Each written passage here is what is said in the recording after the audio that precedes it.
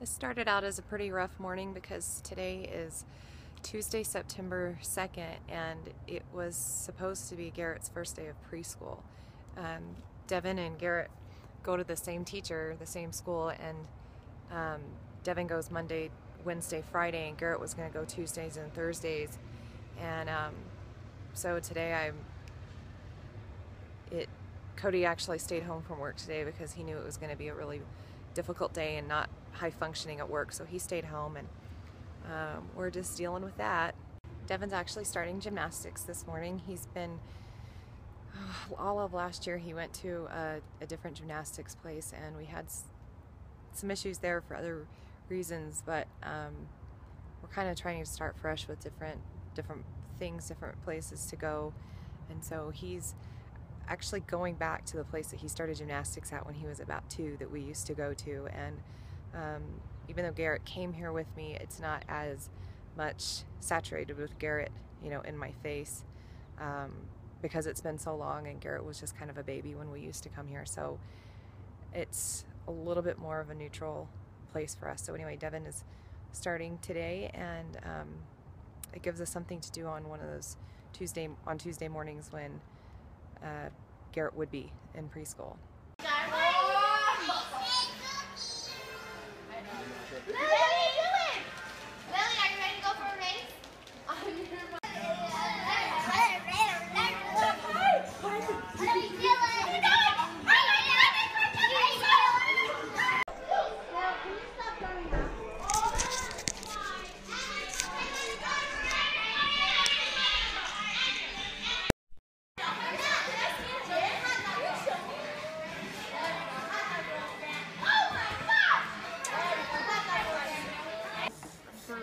Are you all done? Are you all done? How was it? It was good. Did you have so much fun? Let's see what you got. Wow. Did you get stamps? Did you get stamps? Let's see your stamps. There's one. And there's another. Way to go, buddy. Ethan's getting his hair cut by the talented Miss Megan. That's right. Handsome boy. I got you for just a split second. She doesn't want to be filmed. Just documenting our day. Give me a smile, Ethan. Yeah, I don't think. Oh, I did have a boy teacher in 4th grade. Can you tell me what's exciting about today? School. Say it louder. School. You going back to Missy's preschool today? Mm-hmm. Let's see your new backpack. Turn around. Oh, it's Mario, and it lights up. So exciting. You ready to go? Go.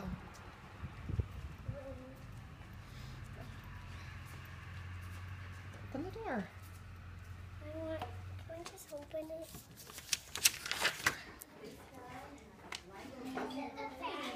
I think this one.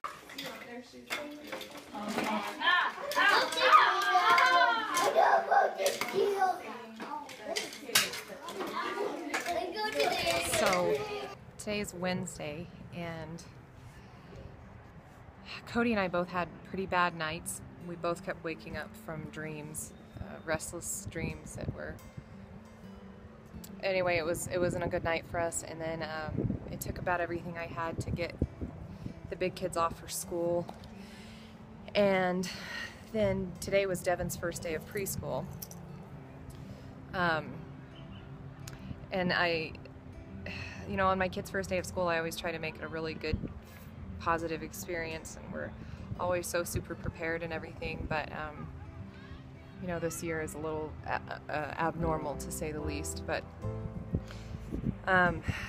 it was just a really, really bad morning, and I need to back up just a little bit. We're a soccer family, and I registered the kids for the upcoming fall year of soccer back in, I think it was May. It was probably the end of May when I registered everybody, and it was going to be Garrett's first year to get to play soccer, and so that was a really big deal for him. You know, he spent his whole life being dragged around to his big brothers and sisters' activities, and it was finally going to be his turn, and he was so excited to get to play soccer.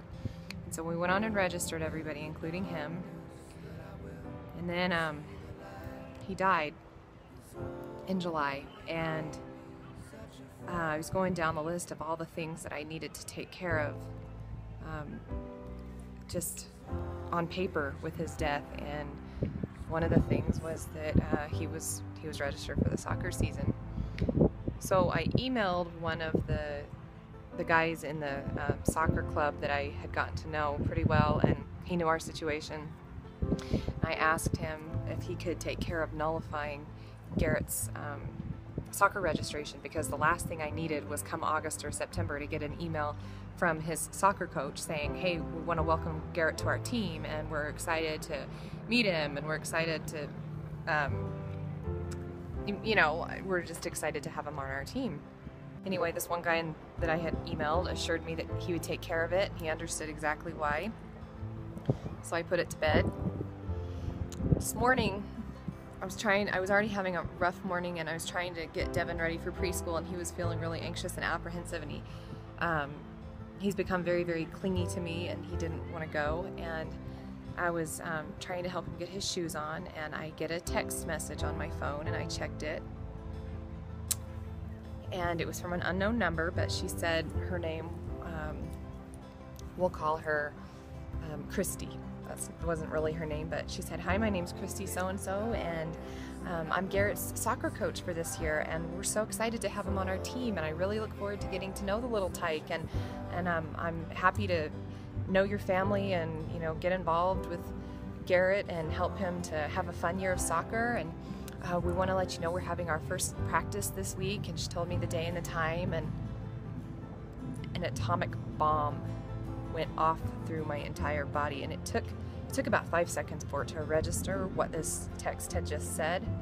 And that's the only way I can describe it, was a bomb going off through my entire body.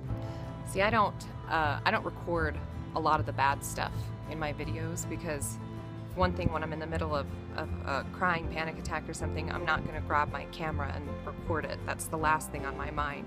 And when I'm helping my children who are also going through an attack, I'm not going to grab my camera and put it on screen. But I pulled myself together long enough to get Devin's shoes on him and get his backpack on him, and to take a few pictures and some video of him. And we walked over to preschool. She's just a couple houses down from us, and we got in there, and I was just shaking. I was in my pajamas. I was just an absolute mess.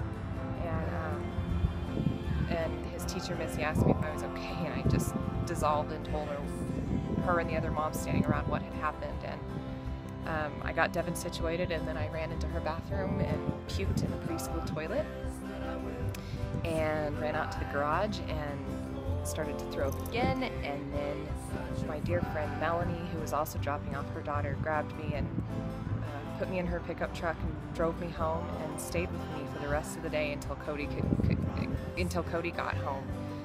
It was just a really, really, really vicious morning. It's just amazing what happened because of a simple text message, because something fell through the cracks and Garrett's soccer registration wasn't nullified. And I know that we're going to be getting, it's not the last time something like that's going to happen. And it's just, I guess, part of our new normal is getting used to dealing with these gigantic blows that come out of left field. Okay, Devin. All right. Okay, Austin, stand up and kick it to Braylon. Nice job, Connor. Okay, Zorn. Oh. That's an awesome ball you got in there. Zorn, kick it to Devin, okay? Right to Devin. Anybody? Okay, kick it to him one more time, and then we're gonna all gather up. Let's go. Get it.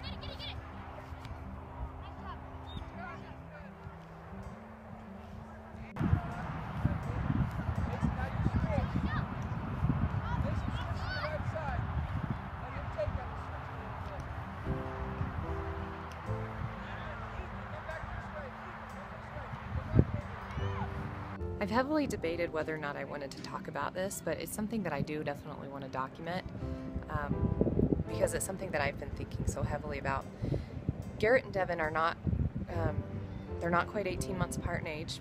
Garrett was a big surprise for us. He was a happy and welcome surprise, but those two little boys are very, very close in age, and ever since the time that Garrett was about 1, we started referring to them as the twins. I know they're not twins. You don't have twins unless you've been up feeding 2 babies during the middle of the night at 2 in the morning, but Garrett and Devin were twins in every sense of the word, except they did not both grow inside of me together, and they don't share the same DNA as identical twins would. But I have said before that it's as if Devin lost half of his soul, and that's not an exaggeration at all. Devin and Garrett, their bond was unique. I have a sister who I'm very close in age with, but she and I are night and day, and we're close and we love each other and we're friends, but we never had the kind of bond that Garrett and Devin had. And Garrett and Devin were on the same wavelength. They finished each other's thoughts. They knew what each other were thinking. They hurt when the other one hurt. They knew when the other one was hurting. They had a strange little language that they shared. What's interesting about Devin and Garrett, or what's interesting about Devin, was how my pregnancy started out with him. I actually had a miscarriage between Lauren and Devin. I lost a pregnancy. It was fairly early on, but it was still really, a painful experience to go through. But when I became pregnant with Devin, I was having, a lot of anxiety about that pregnancy, and I was having some cramps and stuff. So my doctor, Dr. Mike, who I've talked about in the past, Dr. Mike said, well, why don't we do a beta draw? We'll measure your HCG level and monitor you a little bit and see how your pregnancy is progressing, and we'll get an idea if you're miscarrying and if there's anything to worry about. So I went on a Saturday morning, and this was very early in my pregnancy with Devin. I went in and I had my blood drawn one morning, and later that afternoon the nurse called me and she told me my HCG level was about in the 900 range. And for those of you who don't know anything about it, that really doesn't mean anything, but then 2 days later I had to go back in and have my blood drawn again 48 hours later. And the way it works, the way they can tell if a pregnancy is progressing correctly, is they want your HCG level to double in 48 hours. So it was President's Day, and Cody had the day off, and we had taken the kids out and we had done some playing, and first thing I went up to the hospital and had my blood drawn, and for my second draw, and it takes several hours for the lab to get the results back, but I remember we took the kids to McDonald's that afternoon for lunch, and Lauren was just a toddler at the time, and I got a phone call, and it was actually my OB. It was Dr. Mike calling me personally. It wasn't his midwife or his nurse or anybody. He calls me, and I was a little bit nervous, and he said, I have interesting news for you. I think it's good news. And I was, what does that mean? And I said, did my numbers double? Because we were really anxious, thinking that they weren't going to be very high, that they wouldn't have doubled. He said, no, your numbers didn't double. And my heart sank, and I was bracing myself for it, and I said, okay, what does that mean? What's going on? And he said, your numbers actually quadrupled. And they had gone up to like between 4,000 and 5,000. And I was a little bit stunned, and I didn't know what to think, and I said, well, what does that mean? And he said, well, it's definitely good news. Your pregnancy is definitely going well. It's progressing. You're very much pregnant. He said, in his experience, he only saw that kind of a jump with patients who were on fertility medication, who had been going through fertility treatments, or patients who were carrying more than one baby. And he said, well, obviously you're not on fertility treatments, so this is likely leaning toward one thing. And I just remember being in shock, and I kind of argued with him a little bit, like, no, I mean, some people just have a lot of hormone. And he told me, he said, I think you and Cody maybe need to be prepared that when you come in for your ultrasound in a couple of weeks, that there might be more than one baby in there. And I was just in shock, and I was happy that I wasn't having a miscarriage, but I was scared and anxious at the same time. And I remember Cody and I talked about it to no end for the next 2 weeks, and we went in for the ultrasound, and we had kind of come to terms with the fact that we were maybe having our 4th and 5th baby. And the tech did the ultrasound, and there was only one. And we were kind of a little bit shocked and slightly disappointed. Not that we wanted the chaos of having twins, but we had just prepared ourselves for it. But there was only one baby in there, and she searched very hard, and there was only one. And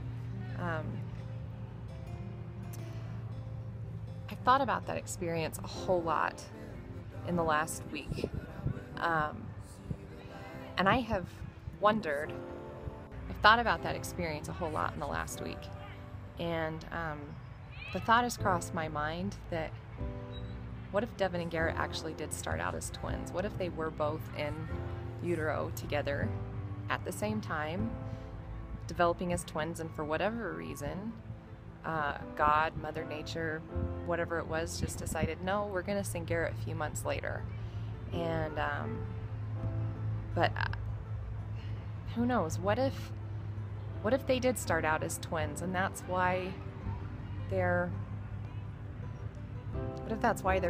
souls, their spirits are so incredibly connected? What if? I don't know. There's no way that we'll ever know, but it's a very interesting theory to think about.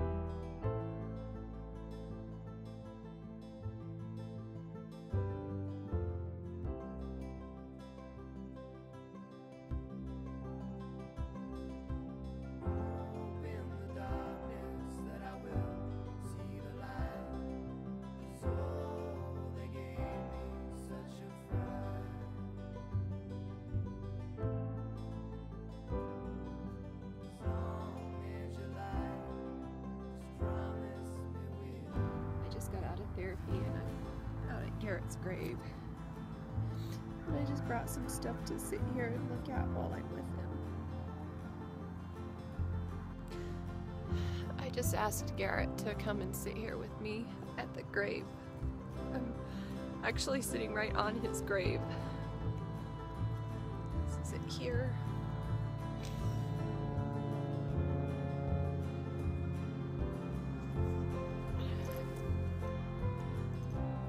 Baby, this has been a really hard day for me. And the days aren't getting easier, they're just feeling more and more permanent. And I just want you to know that the night before you drowned, I'm sorry that I didn't. I'm sorry that I was so anxious to get you to sleep and that I wouldn't let you take that little bingo toy to bed because I thought that you would just lay there and play with it.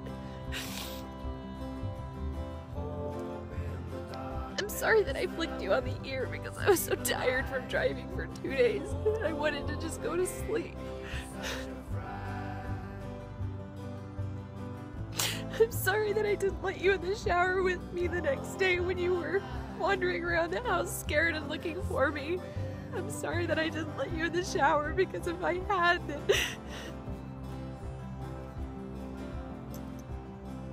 you'd drown while I was in the shower. I'm sorry. I'm so sorry. I'm sorry for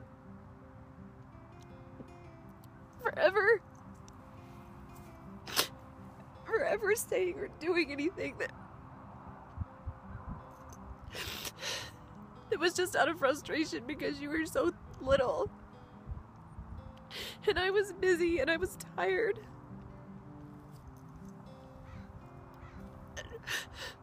I'm sorry. I'm so sorry. I'm sorry. This is my baby. There's something on the glass there, but that's him. So perfect. So happy. Love you, baby.